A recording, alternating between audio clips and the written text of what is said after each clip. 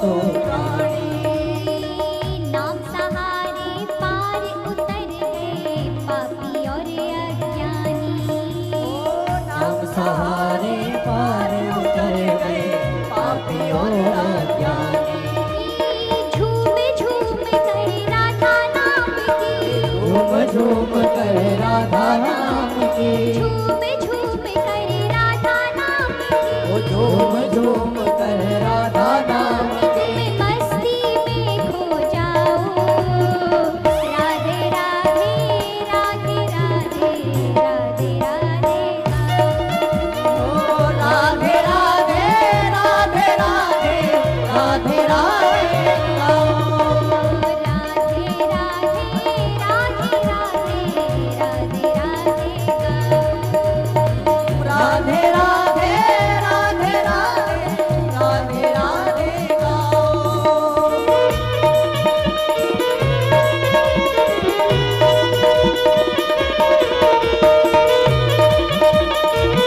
ये राधा रानी की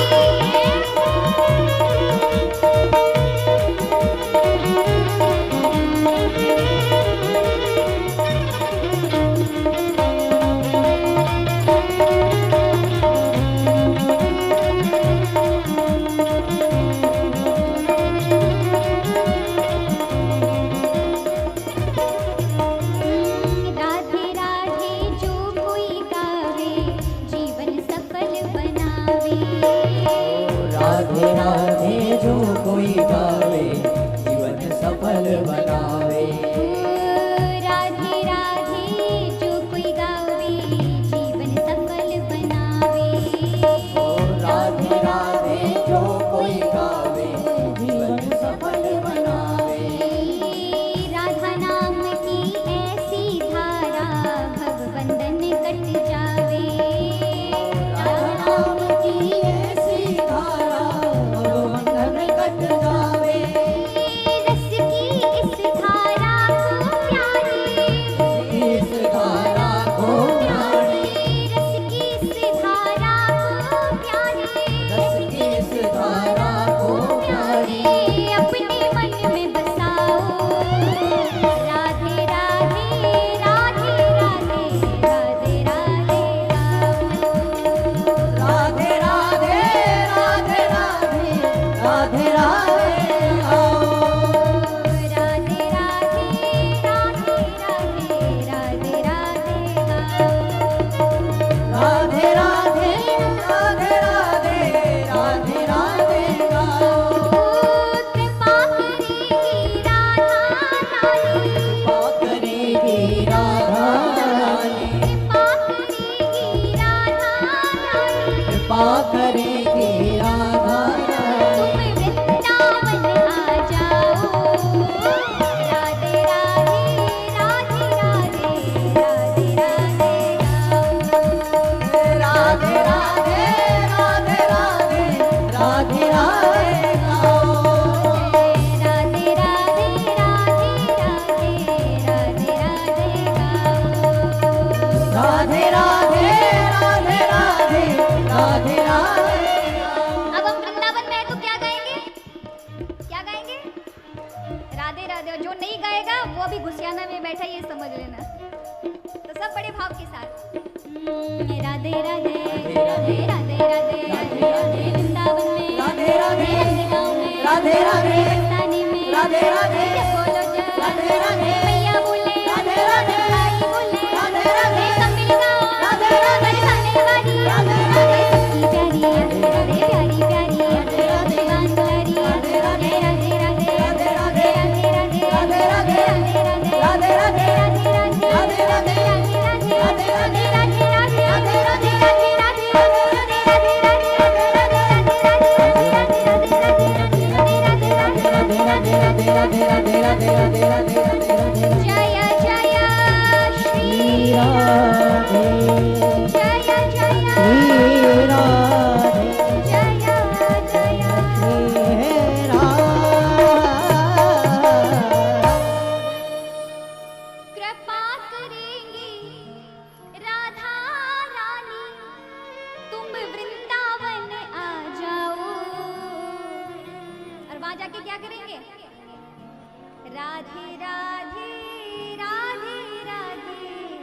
राधे राधे गाओ हो गाओ, राधे राधे राधे राधे राधे राधे।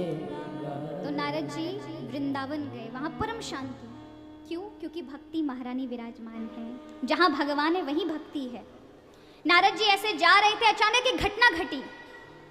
यमुना जी के किनारे किनारे पर नारद जी बड़े आनंद के साथ हरि नाम करते हुए जा रहे थे।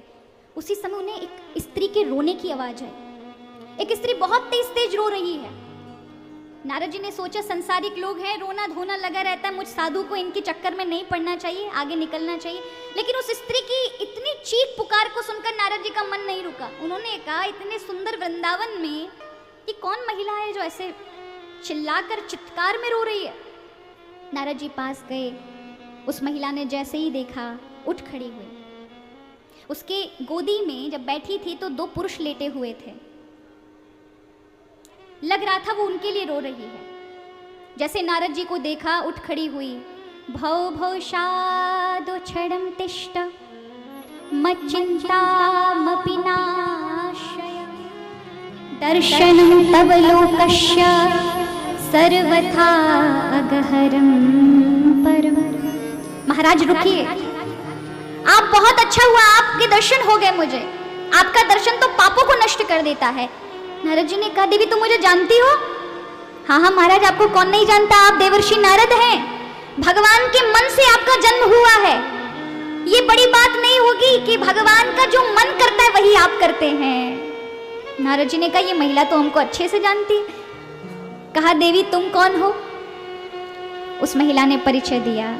अहम भक्तिरिति ख्याता इमो में तनयो मतयो। महाराज मेरा नाम क्या है? मेरा नाम भक्ति है। क्या नाम बताया उन्होंने? भक्ति है। मेरे ये जो पुरुष लेटे हुए दिखाई पड़ रहे हैं ना गोदी में, इनके सिर जो मेरी गोदी में रखे, ये 2 मेरे पुत्र हैं, ज्ञान और वैराग्य। देखो, भक्ति के जीवन में यदि ज्ञान और वैराग्य नहीं रहेगा तो भक्ति ऐसे ही रोएगी महाराज। ये कथा समाधि भाषा है। जीवन में भक्ति आए तो ये भी पता होना चाहिए कि हम भक्ति किसकी कर रहे हैं, भगवान की। वैराग्य भी होना चाहिए। कई बार भगवान के लिए बहुत कुछ त्याग भी रखो। जीवन में कष्ट आए ना तो कैसा त्याग रखो, मेरे भगवान ने दिया है तो कुछ ना कुछ अच्छा सोचा ही होगा, उसमें अपनी बुद्धि मत लड़ाओ। और वैसे भी लड़ा के आप कुछ बदल नहीं सकते महाराज, बदलेंगे तो भगवान ही। कहा जाता है ना, मेरी चाही मत करो मैं मूर्ख नादान, तेरी चाही में प्रभु है मेरा कल्याण। हम सोचें चाहे कितना भी, पर होगा वही जो प्रभु सोचेंगे। इसका मतलब ये नहीं कि फिर हम सोचना बंद कर दें। सोचें, लेकिन हमेशा गलत ना सोचें। हर एक चीज में भगवान की कृपा की अनुभूति करना ही भक्ति है। भक्ति का मतलब क्या है? हर चीज में भगवान को धन्यवाद देना। सुख आया तो भगवान को धन्यवाद दो, और कभी दुख आया तो भगवान पे इल्जाम लगा देंगे, हे भगवान सब करा कराया आपका है। ये नहीं देखेंगे कि सब चक्कर आपने किए हैं। अच्छा अगर कुछ हो गया तो एक भी बार भगवान के पास नहीं जाएंगे और कभी दृष्टि नहीं पड़ेगी, भगवान मैंने अच्छा कैसे कर दिया, आपने ऐसा अच्छा करवा क्यों दिया मेरे पर। कभी कहा, कभी मन में विचार आता है, भगवान मुझे मकान क्यों मिला, ये खेती बाड़ी क्यों मिली, हे भगवान इतना सुख क्यों मिला, इतना अच्छा परिवार क्यों? नहीं, इन पे कभी नहीं आएगा। ये तो हमारे अपने ही है, ये तो हमें मिलना ही था, ऐसा सोचेंगे। लेकिन भगवान ने जरा सा दुख दिया, कष्ट दिया, तो सारी शिकायत भगवान पे। जब आप सुख को सहज स्वीकार कर लेते हो तो फिर दुखों को क्यों नहीं। और याद रखिए, हर एक चीज में जब आप दुख में भी भगवान को धन्यवाद देते हैं ना, तो ये भक्ति है। इससे क्या बढ़ेगा? आपके जीवन की सकारात्मकता बढ़ जाती है, अच्छी चीजें अच्छाई बढ़ जाती है। सरल भाषा में कहूं, जीवन अच्छा हो जाता है, जीवन में खुशी ही आ जाती है, उसी क्षण प्रसन्नता आ जाती है। तो यहां नारद जी पूछते हैं, देवी तुम तो जवान दिख रही हो लेकिन तुम्हारे पुत्र तो बूढ़े हो गए, ये कैसे हुआ? तब यहाँ भक्ति रोती हुई कहती, महाराज हर जगह तो मैं बूढ़ी थी, मेरे पुत्र जवान थे, लेकिन यहाँ आते ही मेरे पुत्र बूढ़े हो गए, मैं जवान हो गई। अब देखो ये थोड़े सा नहीं समझ आता कि कैसे एक माँ जवान हो सकती है, उसके पुत्र बूढ़े हो सकते हैं। तो ये समाधि भाषा है, इस भाषा का प्रयोग करके कुछ और समझाया गया है, वो समझते हैं, वही महत्वपूर्ण है। ये जो ज्ञान वैराग्य बूढ़े हो गए, इसका अर्थ है लोगों के जीवन से ज्ञान वैराग्य जा चुका है। लोग भक्ति तो करते हैं लेकिन अपने स्वार्थ के लिए करते हैं। जिस भगवान जी पे ज्यादा कछु मिल रहा होगा महाराज, तो अपने वाले छोड़ के वहां पहुंच जाएंगे। ऐसी दुनिया है आजकल, यही भक्ति चल रही है। किसी ने कहा फलाने वाले बालाजी, और महाराज अगर आपने अपने गांव के बालाजी की पूजा करे और किसी ने कहा वो वाले हनुमान जी आपका काम बनाएंगे, तो फिर महाराज आप वहीं की वहीं सारी पूजा छोड़ के वही वाले बालाजी पे जाओगे। और इस बीच में 36 बालाजी बीच रास्ते में पड़ जाए, सब बेकार है आपके लिए, वही बनाएंगे काम। ज्ञान नहीं है। क्यों? प्रभु तो सब जगह स्थित है ना। चाहे गिरिराज जी को आप यहां से बुलाएं, चाहे गिरिराज जी के पास जाकर बुलाएं। कभी कभी अगर शरीर से ना भी जा पाओ, इसका अर्थ ये नहीं है कि गिरिराज जी सुनेंगे नहीं, कि बिहारी जी सुनेंगे नहीं। अगर प्रभु ने मौका दिया तो प्रभु की कृपा है कि उन्होंने अपने तक मुझे बुला लिया। लेकिन कभी अगर जाने का मौका नहीं मिल रहा हो, तो वहां से बैठकर भी पुकारोगे तो भी उतनी शक्ति मिलेगी जितना वहां पर जाकर मिलेगी। तो स्वार्थ में भजते हैं भगवान का नाम। भगवान को भी बदल दिया करते हैं महाराज। अगर काम ना बना रहे तो कभी लक्ष्मी जी के पास चले गए, कभी और देवी जी के पास चले गए, है ना। एक बार एक गांव में एक वक्ता कथा कहने के लिए आए। पूरे गांव वालों ने सुनी कथा। तो उन्हीं गांव में एक महाराज सेठ जी थे। उन्होंने कहा महाराज ऐसी कोई भगवान की पूजा बता दो जिससे जल्दी काम बन जाए। तो पंडित जी ने बाल कृष्ण लाल उनके हाथ में दे दी और कहा इनकी सेवा करो, ये लड्डू गोपाल है। कैसी सेवा करनी है? बोले दिया धूप दिखा देना, प्रतिदिन स्नान करना, चंदन लगाना, वस्त्र पहनाना और भोग धर देना। 2-3 महीना करी महाराज, काम नहीं बना।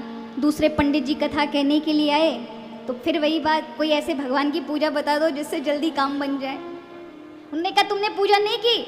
बोले की है, लड्डू गोपाल पंडित जी बता के गए। अच्छा तुम एक काम करो, देवी माँ की पूजा करो। अब महाराज काम के चक्कर में उसने लड्डू गोपाल उठाकर ऊपर अलमारी में सबसे ऊपर धर दिए। तुमने काम नहीं बनाया, आज से तुम्हारी पूजा बंद, अब तो माता जी के भगत बनेंगे, माता जी की सेवा करें। 10 दिन हो गए सेवा करते करते। एक दिन धूप बत्ती दिखा रहा था।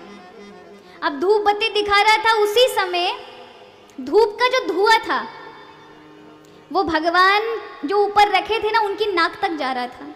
ये देखकर ये आग बबूला हो गया। बताओ काम काज कुछ करे नहीं और रही सही देवी माता की पूजा कर रहे हैं, उन देवी मैया का धुआं भी सूंघ रहे हो। तो रुई ली और भगवान की नाक में लगा दी और इसी बात से भगवान प्रसन्न हो गए, प्रकट हो गए। ये देखकर कहने लगा प्रभु आप ऐसे प्रसन्न होते हैं, मुझे पक्का पता होता तो प्रथम दिन रुई लगाता। प्रभु ने कहा इस बात से नहीं मैं आया, मैं इस भाव से आया कि तूने ये समझा कि हकीकत में मैं सूंघ रहा हूं, कि उस प्रतिमा में मैं उपस्थित हूं और मैं ये सब सूंघ रहा हूं, देख रहा हूं। तूने मुझ मूर्त में भी जीवित स्वरूप को देखा, इसलिए मैं यहाँ प्रकट हुआ, भाव को देख करके। बात इतनी सी है महाराज, आप कहीं से भी पूछिए, लेकिन यदि आपका भाव भगवान में साक्षात स्वरूप में होगा तो अपने आप सारे कार्य बनेंगे। कई बार क्या होता है, भगवान घर में होते हैं लेकिन एक भी बार मन में विचार नहीं आता कि साक्षात भगवान विराजमान हैं। उनके सामने हल्ला मचा रहे हैं, गालियां दे रहे हैं, लड़ झगड़ रहे हैं परिवार में, खुद भोजन कर लिया, बच्चों को करा दिया, भगवान के लिए लगाया या नहीं लगाया कोई खबर नहीं। क्या वहाँ पर साक्षात भगवान विराजमान हो सकते हैं? नहीं। भगवान को विराजमान कराने का आपका भाव वहाँ नहीं है, और जहाँ भाव नहीं है वहाँ भगवान नहीं आ सकते। इसलिए कहा जैसे घर में गुरुजी की तस्वीर टंगी हो और आप लड़ाई झगड़ा कर रहे हो, तो क्या कभी मन में विचार आता है गुरुजी सुन रहे हैं? आता है? नहीं आता महाराज, क्योंकि आपको तो पता है गुरुजी तो फोटो में लटके हैं, इनको कहां से पता चल रहा है। लेकिन अचानक से आपका घर में झगड़ा चल रहा, अचानक गुरुजी आ जाएं, तो क्या करोगे आप? चुप हो जाओगे, जैसे लड़ाई तो कभी हुई नहीं है, यहाँ सब वातावरण बदल जाएगा। उसी प्रकार क्यों? क्योंकि आपने हकीकत जो गुरुजी को देखा, उनको देखकर अपना व्यवहार बदल लिया, लेकिन फोटो को देखकर आप व्यवहार नहीं बदल रहे थे। क्यों? क्योंकि आपने फोटो समझा था। इसलिए बदल दीजिए। अब गुरु के स्वरूप में भी भगवान को देखिए। इसलिए हमारे यहाँ कहा, पति भी भगवान की मूरत है, यानी चलता फिरता ये इंसान भी, उसके अंदर भगवान का स्वरूप मानो, लेकिन भगवान को मूर्ति मत मानो। भगवान का सुंदर स्वरूप यहाँ मंदिर में महाराज जी के विराजमान है, उनको मूर्ति नहीं मानना, वो साक्षात मूर्ति में भी भगवान है। लेकिन जो हम सब में, संसार में हम जो मूर्ति बने हुए हैं, उसमें भगवान का रोपण करो, लेकिन भगवान में मूर्ति नहीं देखो। कई बार लोग मंदिर में जाते तो कहते मूर्ति बहुत अच्छी है, ये मूर्ति कहाँ से लाए। धिक्कार है जब भगवान को भी मूर्ति रूप में देखते हैं। तो यहाँ भक्ति का अर्थ है भाव। याद रखिए, कई बार लोगों को हमने देखा है, और प्राय ग्रामीणों क्षेत्र में ज़्यादा ऐसा होता है, इसलिए मैं आपको बताना चाहूँगी। कई बार हम लोग लड़ते झगड़ते हैं, हम तो शिव जी के भक्त हैं, हम हरि को नहीं मानते। कोई कहता हम देवी जी हमारी बड़ी हैं, कन्हैया जी छोटे हैं, राम जी छोटे हैं, शिव जी छोटे हैं। ऐसे भाव रखते हैं, उनकी भक्ति कभी नहीं हो सकती। क्योंकि आपको पता है, ये जो देवी गणेश इत्यादि जितने भी रूप हैं, ये सब एक ईश्वर के हैं। एकम सद्विप्रा बहुधा वदंती, वेद शास्त्र कहते हैं एक ही ब्रह्म की शक्तियां अलग अलग रूपों में स्थित है। यदि आपको ज्ञान के रूप में देखना है, तो आपको गणेश जी के अंदर परम ब्रह्म का सारा ज्ञान का स्वरूप नजर आएगा। जो उनका हाथी का स्वरूप है, जो उनकी सूंड है, जो उनके हाथों में अस्त्र शस्त्र हैं, ये सब एक बुद्धिमान मनुष्य के अंदर होने चाहिए। ये सारे गुण गणेश जी के अंदर दिखाई पड़ेंगे। इसलिए उस परम ब्रह्म के अंदर जितनी बुद्धि है, जिससे आप थोड़ी थोड़ी पाकर अपने आप पे इतराते हो, वो पूरी बुद्धि का साक्षात स्वरूप गणपति रूप में स्थित है। यानी अगर आपको परम ब्रह्म की बुद्धि के रूप को जानना है, तो आपको गणपति से सीखना पड़ेगा। आपको यदि बल जानना है कि भगवान का बल कितना है, तो जगदम्बा भवानी के अंदर जो बल है, वो परम ब्रह्म का बल है। यानी वो उनकी शक्ति का दर्शन कराया गया है। भगवान अलग अलग नहीं है, हमारे यहाँ एक ही है, लेकिन उनको गुणों को दिखाया गया है हर रूप में। अगर आपको धर्म देखना है कि धर्म का क्या रूप है, तो भगवान श्री राम के जीवन में आपको सारा धर्म नजर आएगा। यदि आपको सृष्टि कैसे बनानी चाहिए, संसार में किस प्रकार से बनाना चाहिए कुछ नया, तो आपको ब्रह्मा जी के रूप में नजर आएगा। ये सब सिंबल हैं।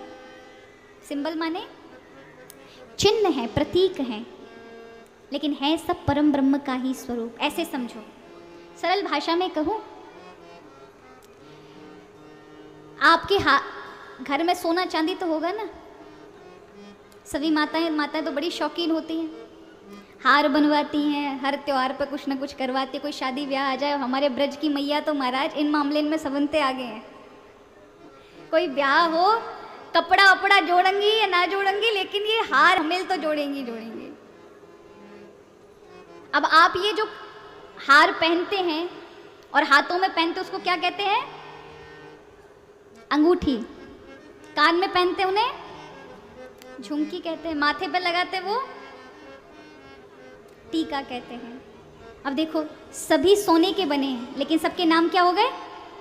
अलग अलग हो गए ना।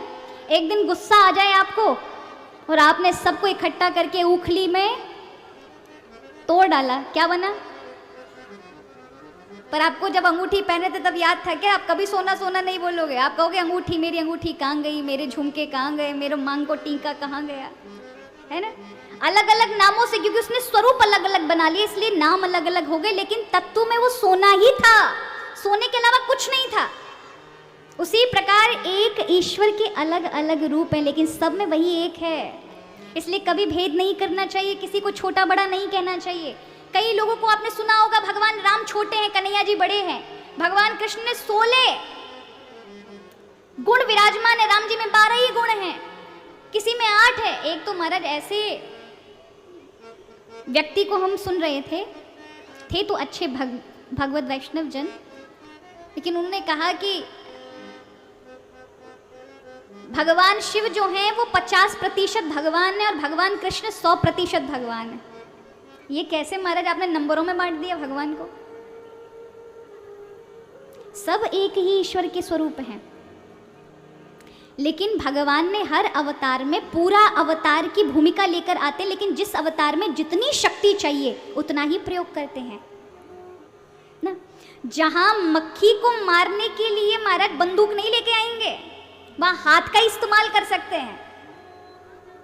उसी प्रकार भगवान ने जितने भी अवतार लिए हैं उनमें उनकी शक्ति पूरी तरह से है, लेकिन उस युग अवतार में भगवान ने अपनी शक्ति का उतना ही प्रयोग किया जितनी आवश्यकता है। लेकिन कृष्ण अवतार में भगवान ने अपनी पूर्ण शक्ति को दिखाया है, क्योंकि वहां आवश्यकता लगी है। इसलिए कभी ऐसा नहीं सोचना चाहिए, सब एक है। इसलिए कहा भी सब में उसी का नूर समाया, कौन है अपना कौन पराया, कौन है अपना कौन पराया। तो क्या करें? हो तू सबको कर प्रणाम, श्री राम जय जय राम। सबको कर प्रणाम, श्री राम जय जय राम। सबको कर प्रणाम, श्री राम जय जय राम। सबको कर प्रणाम, श्री राम जय जय राम। सबको कर प्रणाम, श्री राम जय जय राम। सबको कर प्रणाम, श्री राम जय जय राम। ऊपर नीचे वाले उसके, ऊपर नीचे वाले उसके, गोरे हो चाहे काले उसके, हो चाहे काले उसके।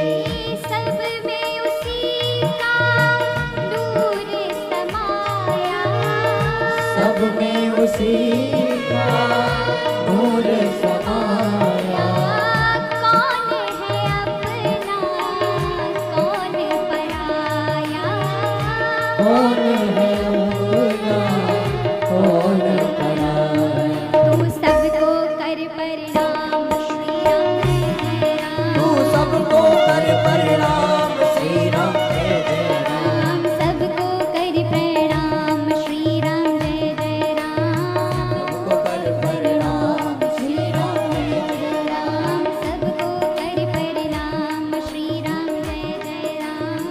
सबको कर प्रणाम, श्री राम जय जय।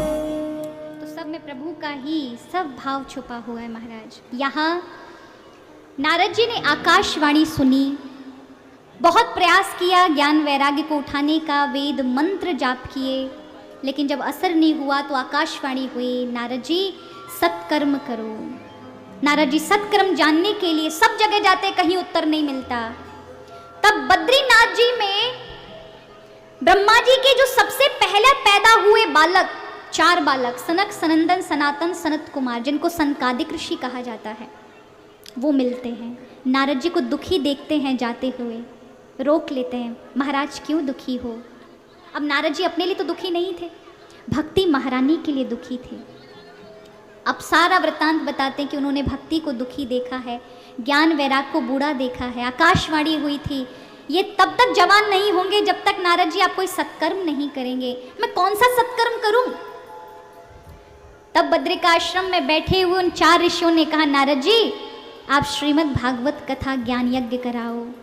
अगर आपने श्रीमद् भागवत कथा यज्ञ करा दी तो ये हमारा वचन है कि भक्ति ज्ञान वैराग्य का दुख मिट जाएगा। तो यहाँ नारद जी बद्रिकाश्रम से बाहर निकलकर गंगा जी के तट हरिद्वार में श्रीमद् भागवत कथा का आयोजन करते हैं, और वहाँ पर भक्ति महारानी और ज्ञान वैराग्य फिर से जवान हो जाते हैं। अर्थ समझते हो? जो भागवत कथा सुन लेगा ना तो 7 दिन के अंदर उसके जीवन में भक्ति आ जाएगी, ये ज्ञान वैराग्य भी आ जाएगा। और ये 3 ही नहीं मिल पाते, सब कुछ मिलता है, लोग बहुत सब कुछ सुन लेंगे, लेकिन भक्ति यदि ज्ञान के साथ अगर नहीं आई तो ज़्यादा दिन नहीं चलेगी। होता है ना, 5-10 दिन आप पालन करेंगे, 11वें दिन भूल जाएंगे। लेकिन ज्ञान जुड़ेगा, साथ में वैराग्य भी जुड़ेगा, तो महाराज कब आप भगवान के संसार में रहकर हर कार्य करते भगवान के नजदीक पहुंच जाओगे और आपको पता ही नहीं चलेगा। कुछ छोड़ने का नाम वैराग्य नहीं है। कई लोगों को वैराग्य मतलब समझ आता है जंगल निकलना पड़ेगा, पर सच कहो तो वैराग्य का अर्थ है जीवन में अति का होना, किसी चीज के प्रति आपका इतना मोह है, इतना जुड़ाव है, वो ना होना, ये वैराग्य है। अर्थ समझें, जब आप भगवान में अपना मन लगाते हैं ना और उतने क्षण के लिए संसार से छूट जाते हैं, ये वैराग्य है। अभी आप कथा में और आप 3 घंटे तक बड़े तल्लीनता के साथ सुन रहे हैं, तो ये 3 घंटे के लिए जो आपका संसार कट गया, ना आपको घर के किसी रिश्तेदार की याद आ रही है, ना परिवार की, सिर्फ अभी प्रभु ही दिखाई पड़ रहे हैं, तब ये 3 घंटे का आपका वैराग्य हो गया। क्योंकि मन जो संसार में रमा हुआ था वो भगवान के चरणों में लग गया। महाराज, इस वैराग्य की कीमत है भगवान के यहाँ पर। उस वैराग्य की कीमत नहीं है कि आपने बहुत कुछ धारण करके हिमालय पे निकल गए, लेकिन मन फिर भी संसार में आ टिका। तो जिसको टिकना चाहिए, जिसका होना जरूरी है, वो मन भगवान में लगना चाहिए, चाहे आप कैसे भी लगाए।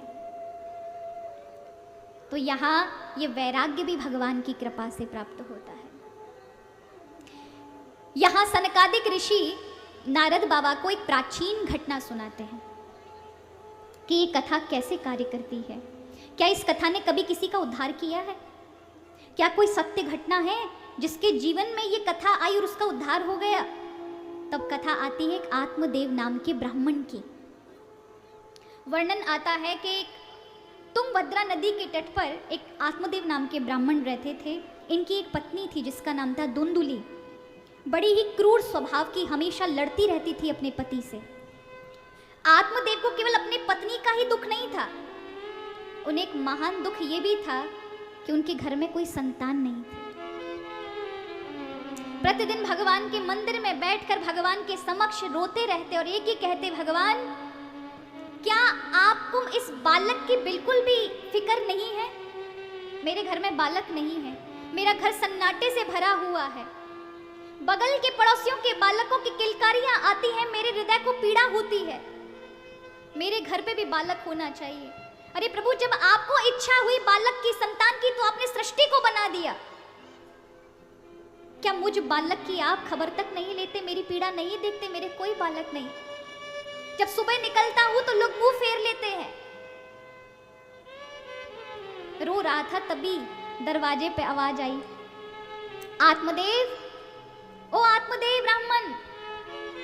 आत्मदेव ने आंसू पोंछे उठकर बाहर गए तो देखा उनका एक मित्र है, एक ब्राह्मण मित्र खड़े हैं, हाथ में थाली है जिसमें बहुत सारे फल मिठाइयां हैं।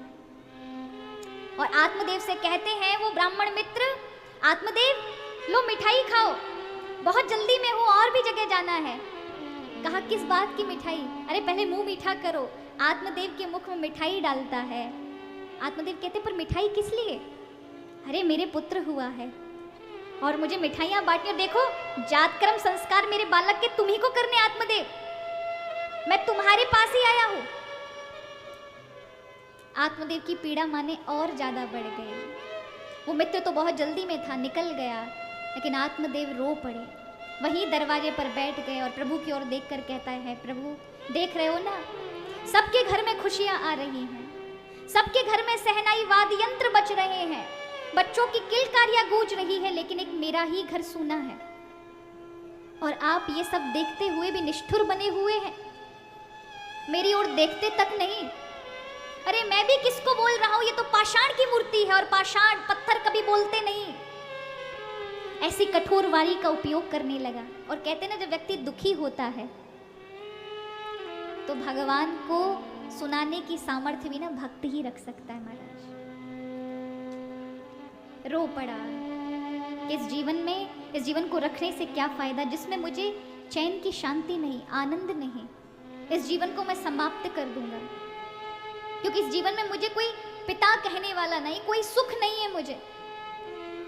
और दुखी होकर क्रोध में आकर के घर को छोड़कर वन की ओर आ गया।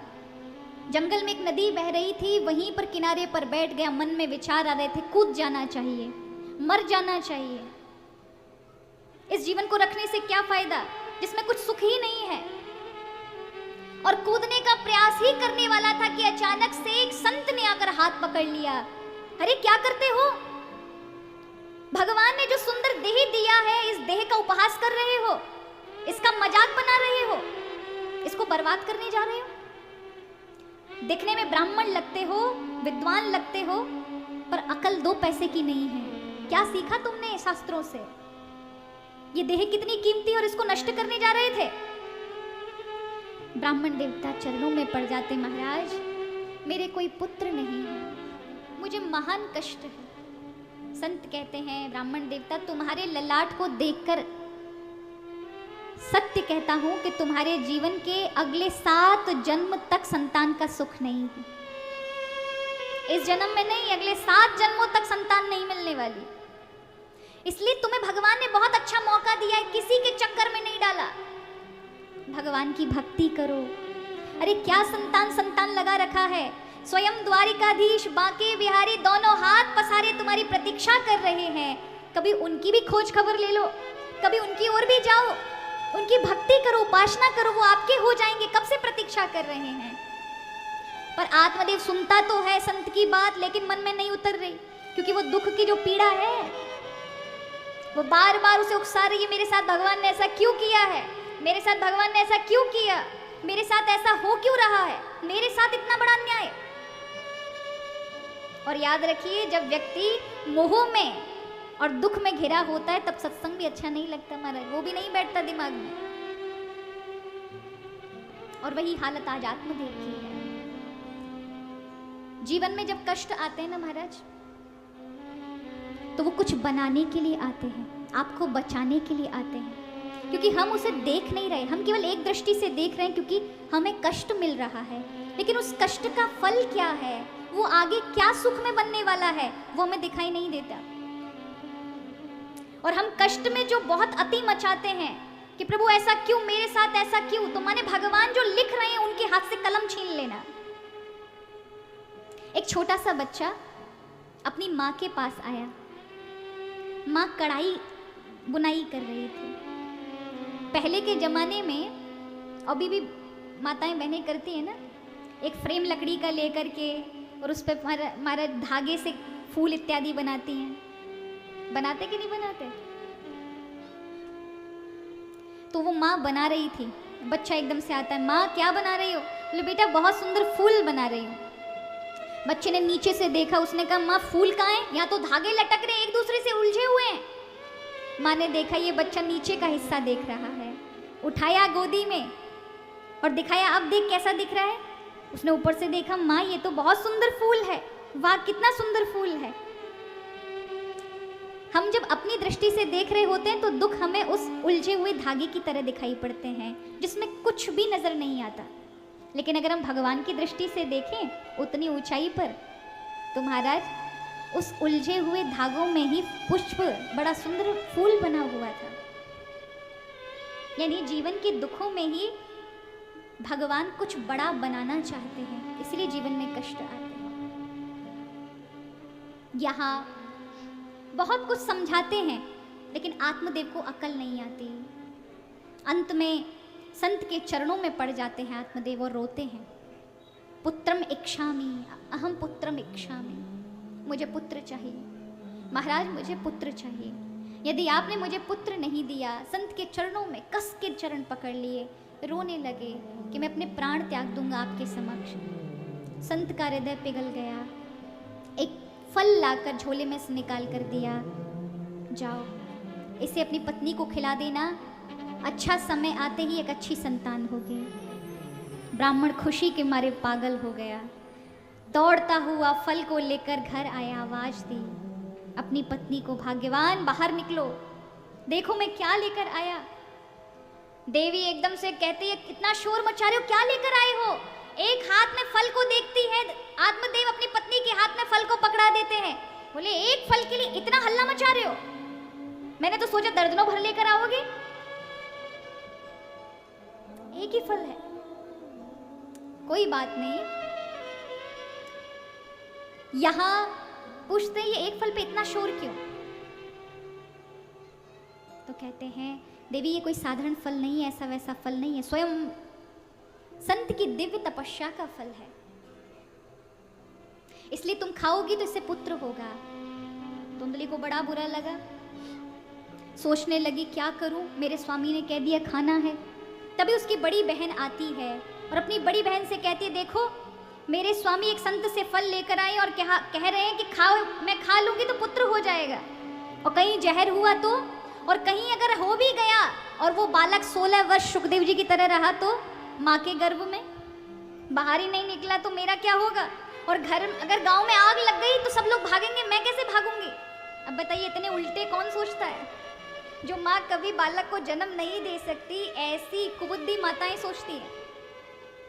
चोर डकैत आ गए तो सब लोग भागेंगे, मैं कैसे भागूंगी? और गर्भावस्था में तो चटपटा इत्यादि कुछ खा नहीं सकते, इसलिए मैं कैसे अच्छा भोजन मेरे से छूट जाएगा, इसलिए बालक तो पैदा करना बड़ा ही कष्ट है, मैं क्या करूं? तभी बहन ने योजना समझाई कि तुम गर्भवती का सब ताना बाना वेश बनाकर रखो, मेरे गर्भ में जो बालक है वो जब होगा तुझे दे दूंगी, तब तक तू वेशभूषा गर्भवती जैसी बनाकर रख, मतलब नाटक कर। बात समझ में आ गई। धुंधली ने कहा, मैं बहुत सारा धन दे दूंगी, इस बच्चे को मुझे दे देना। बात पक्की हो गई महाराज। ब्राह्मण देवता को बेचारे को पता भी नहीं चला। धुंधली ने अपनी बहन से पूछा, इस फल का क्या करे? बोले, तेरे घर में बंधी हुई एक गाय भी है, उसको डाल दे, संत के इस फल की परीक्षा भी हो जाएगी। दे दिया फल, गाय को खिला दिया।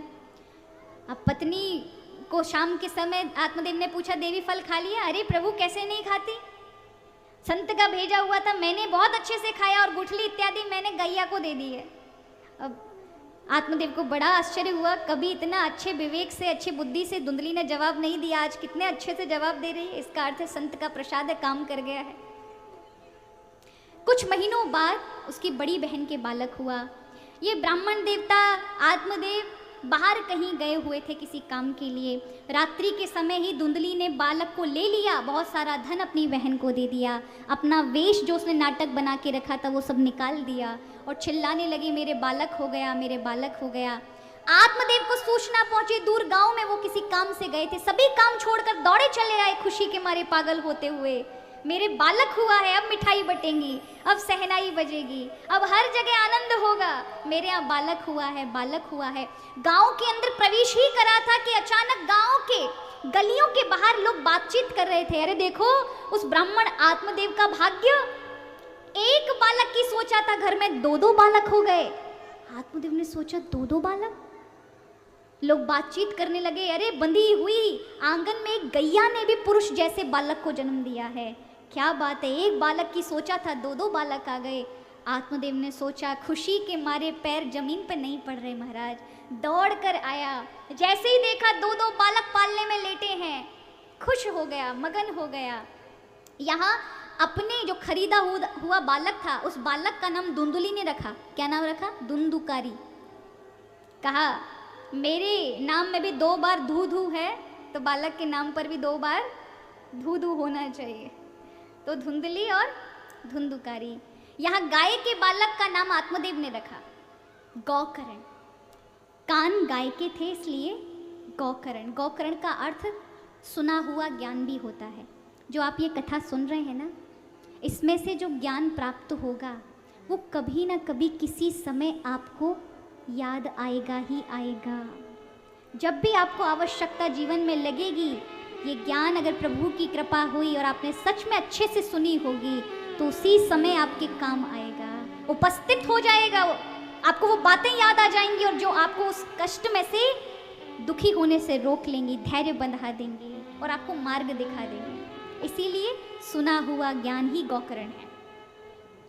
यहाँ दोनों बालक के नामकरण संस्कार हुए, बड़े हुए। तो गौकर्ण तो भगवान में मग्न रहने वाला, भगवान का भक्त बना, और जो धुंधुकारी था, खरीदा हुआ बालक था, वो क्या बना? अत्याचारी बना। बच्चों को उठा के कुएं में डाल देता था, जिनके साथ खेलता था उन्हीं को गालियां देता था, अपशब्द बोलता था। घर के बाहर के सारे गांव वाले उल्हाना ले लेके आत्मदेव के पास आते थे, आत्मदेव जी अपने बालक को सद्बुद्धि दो, कितना गलत घृणित काम करता है, हमारे बच्चों को कुएं में, नदी में फेंक देता है। अब आत्मदेव ने सोचा छोटा बालक है, जब बड़ा होगा तब समझदार हो जाएगा। यही गलती करते हैं महाराज, बालक को ही समझाना होता है, बड़े में कोई नहीं समझता। बड़े आपको समझा देंगे, वो नहीं समझने वाले। कोई संस्कारी हो, बालक हो, जिनको शुरू से संस्कार मिले, वो भले ही आपकी बात समझ लें।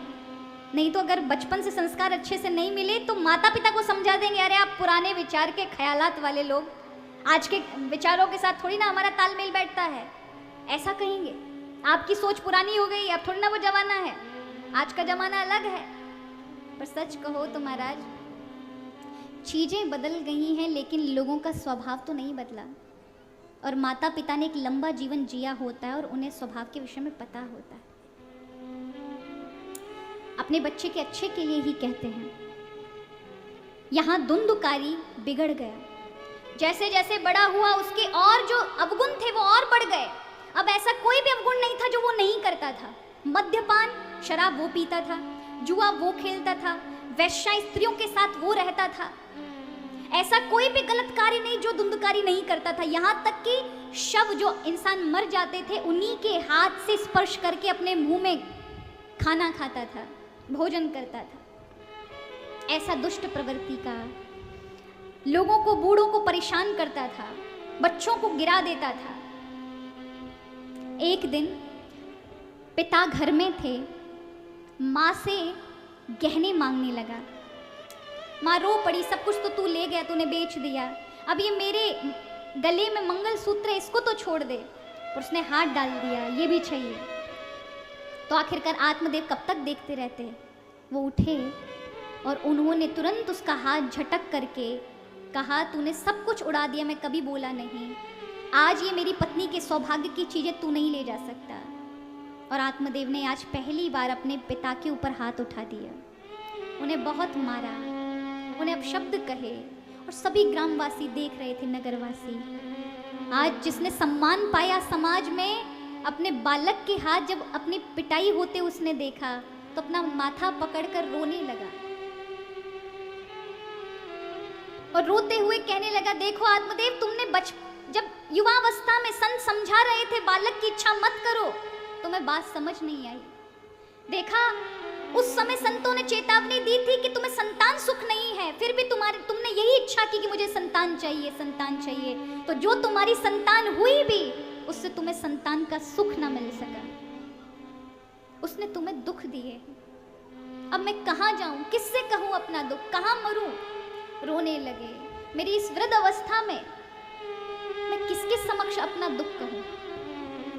रोते हुए अपने पिता को दूर से गाय के बालक गौकर्ण ने देखा। वो नजदीक आए, अपने पिता के अश्रु पोंछे, धरती पर बैठे अपने पिता के साथ और अपने पिता को जो शब्द किए कहे ना महाराज, ये बड़े महत्वपूर्ण है।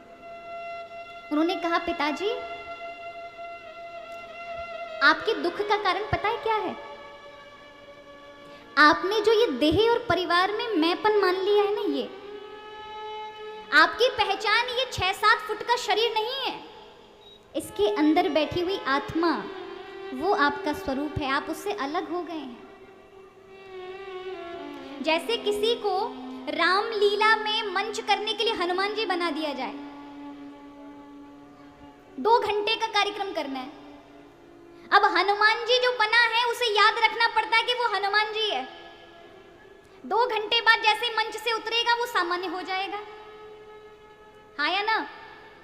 कि याद रखिएगा, गदा लेके घर में घुसेगा, जय हनुमान जी बोल करके, जय श्री राम बोल करके, नहीं, ऐसा नहीं होगा। अगर ऐसा करेगा सीरियस हो जाएगा तो लोग पागल समझेंगे।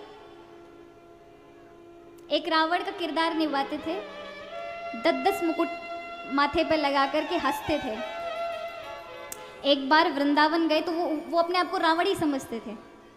वो इतने सीरियस हो गए उस रावण के रोल में महाराज कि जब भी जाते थे इतनी तेज मतलब ठठा करके हंसते थे। एक बार वृंदावन गए महाराज, बहुत तेज हंस रहे थे, एक गली से निकल करके एक बंदर आया महाराज, एक तमाचा मार दिया। तो ये देखकर उन्होंने कहा इस बंदर ने मेरा अपमान कर दिया, मतलब हनुमान जी आए हैं। एक बात कहूं, सब लोग ये देखकर हंस रहे थे उन पर, क्योंकि ये व्यक्ति जो सिर्फ रावण का 2 घंटे का रोल निभाता था, वो रावण को लेकर इतना सीरियस हो गया कि हर समय अपने आप को रावण ही समझता है, लंकेश। उसी प्रकार हमारा है, भगवान ने हम सबको अलग अलग रूप में भेजा, अलग अलग जिम्मेदारी देकर। तुम माँ बनो, तुम पिता बनो, तुम किसान बनो, तुम विद्वान बनो, अपने तुम डॉक्टर बनो, तुम इंजीनियर बनो, तुम फौज में जाओ, तुम बालिका बनो, तुम पुत्र बनो, सबको अलग अलग रोल दिए हैं। लेकिन ये मत भूलो कि ये सिर्फ अभिनय करना है, अच्छे से अच्छा किरदार निभाना है, पर वास्तव में आप हैं भगवान के। आपका जो मूल रूप है वो आत्म स्वरूप है। जिस दिन जाएंगे ना महाराज, ये दुनिया इस शरीर के लिए रोएगी, लेकिन जो था इस शरीर के अंदर उसको किसी ने नहीं देखा, वो इस संसार से विदा लेगा।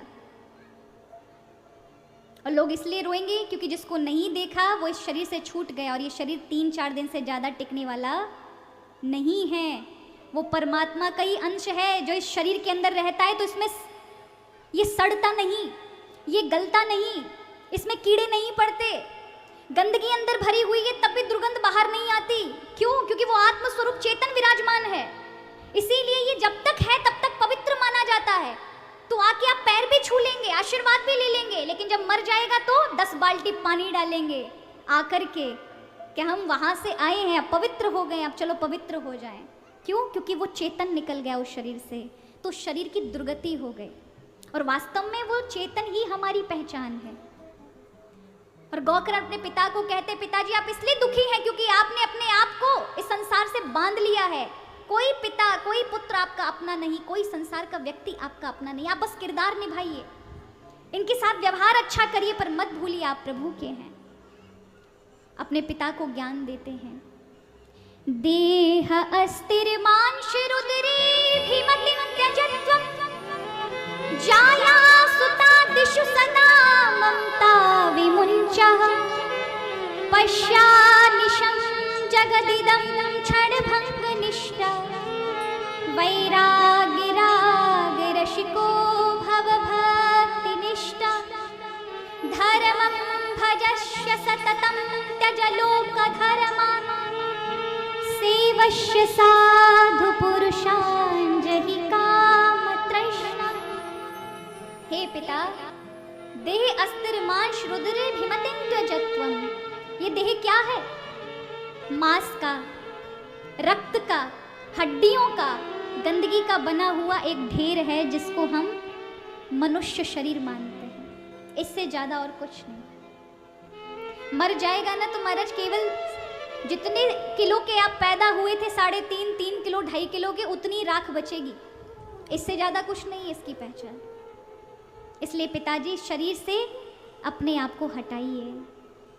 सचमुच में भगवान ही आपके हैं, इसलिए प्रभु की ओर जाइए। इतना सुनते ही गौकर्ण के कप की बात सुनते ही आत्मदेव का भाव खुल गया। कहने लगे, गौकर्ण आज से कुछ साल पहले संतों ने भी मुझे यही बात कही थी और मेरी समझ में नहीं आई। आज ठोकर पड़ी है ना, थप्पड़ पड़ा है समय का, इसलिए ये बात समझ आ गई। आज मैं नहीं चूकूंगा, आज तो जाना ही है। और चले गए वन की ओर, भगवान का नाम लेकर के प्रभु में लग कर के प्रभु को प्राप्त कर लिया। और यही तो संत कहते हैं महाराज कि केवल प्रभु को प्राप्ति ही तो करना है, भाव बनाइए, उनकी ओर निहारिए। याद रखिए, संसार के कितने भी रिश्ते आपके करीबी हों, वो उतने करीब नहीं हैं जितने भगवान हैं।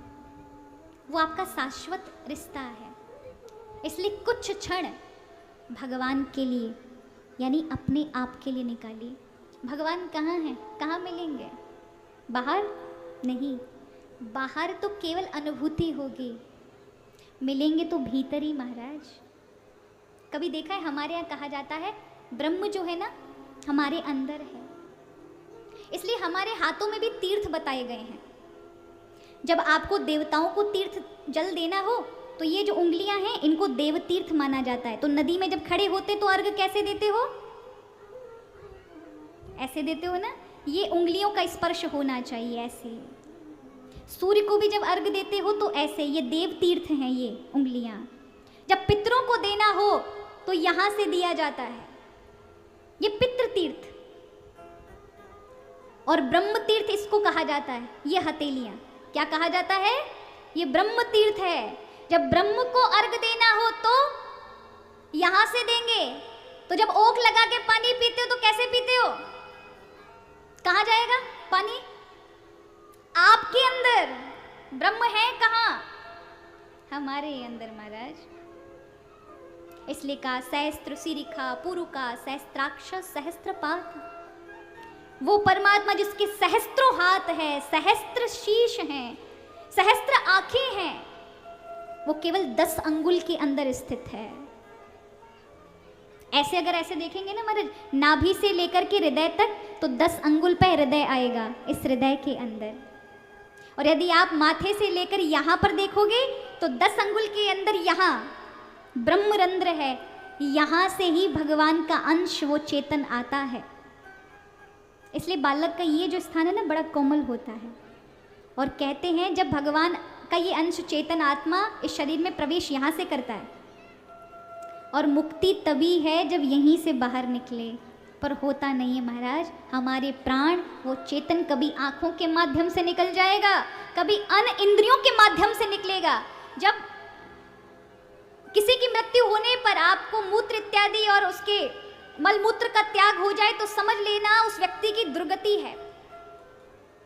आंखों के माध्यम इत्यादि से आंख खुली की खुली रह गई, इन माध्यमों से निकल गए तो उसका दोबारा जन्म है। लेकिन सुंदर मुख और लग भी ना रहा हो कि इसके प्राण निकले हैं। एक चेहरे पर एक सुंदर स्मित हास है, मुस्कुराहट है, तेज है, कई घंटों तक बना रहेगा। उसके यहाँ ब्रह्मरंध्र से निकलते हैं, उसको दोबारा जन्म नहीं लेना पड़ता, वो भगवान में मिल गया। तो यहाँ आत्मदेव ब्राह्मण ने भगवान की प्राप्ति की, और यही संत कहते हैं भजले प्राणी। क्या कहते संत? भगवान का नाम जप लो, अभी भी समय है। कहते हैं, मैं तो अपनी उम्र के जितने भी बालक हैं या जितनी बहनें भाई हैं उन सबसे कहूंगे, भजन करना हो ना हमारा, ज्यादा मत करो, कम कम करो, लेकिन करो इसी उम्र से। बुढ़ापे में जाके भजन करोगे, पक्की गारंटी ले लो आपसे होने वाला नहीं है। क्योंकि बुढ़ापे में व्यक्ति ज्यादा फंसता है, ये सच्चाई है। अगर आप जो वृद्ध भगवान का नाम और कथा सुन पा रहे हैं बुढ़ापे में, उसका कारण है जवानी काल में करते रहे हैं, थोड़ा थोड़ा सत्कर्म उन्होंने करते रहे हैं, तभी बुढ़ापे में बैठ सकते हैं, किसी संत की कृपा से बैठ सकते हैं। अन्यथा वृद्ध अवस्था में तो हमारा चिंता में ही व्यतीत हो जाएगा।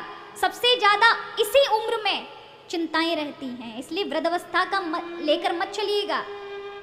इसी समय पर ही महाराज भगवान का नाम लो, धीरे धीरे लो, चलते चलते जीवन की इस यात्रा में भगवान का नाम लेते लेते चलो, तो जीवन सुखद भी गुजरेगा और लक्ष्य तक भी पहुंच जाओगे। इसलिए कहा भजले प्राणी अरे अज्ञानी, 2 दिन की जिंदगानी वृथा क्यों भटक रहा है, कहाँ सिर पटक रहा है, वृथा क्यों भटक रहा है, कहाँ सिर पटक रहा है। झूठी माया झूठी काया इस चक्कर में आया, इसी से अटक रहा है, कहाँ सिर पटक रहा है, इसी से अटक रहा है, कहाँ से अटक रहा है। भजले प्राणी अरे अज्ञानी, 2 दिन की जिंदगानी वृथा क्यों भटक रहा है,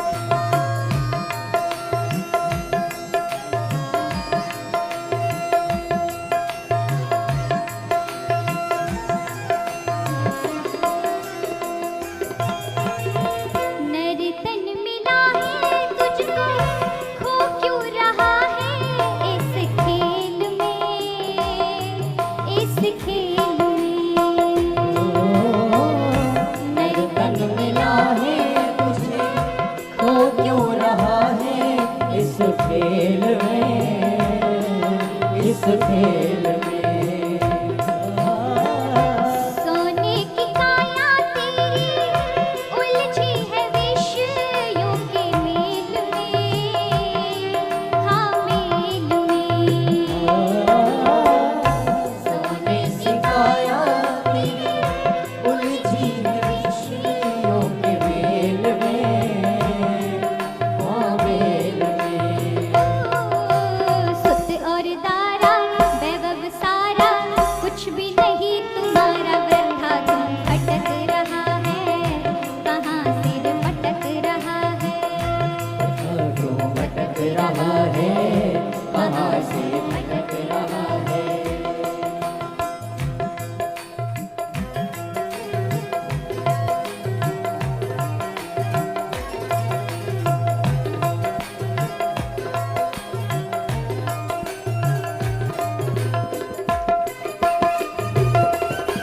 बोले भक्त वैष्णव नाथ की जय हो।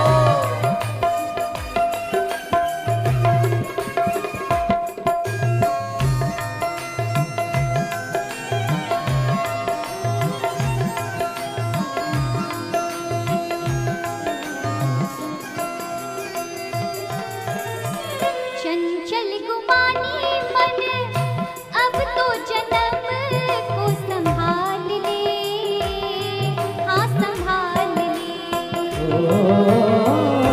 चंचल गुमानी मन अब तो जन्म को संभाल ले, को संभाल ले।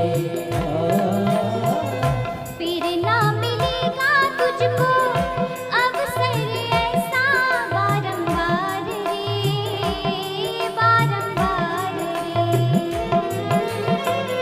फिर ना मिलेगा तुझको अवसर ऐसा बारंबार रे, बारंबार रे।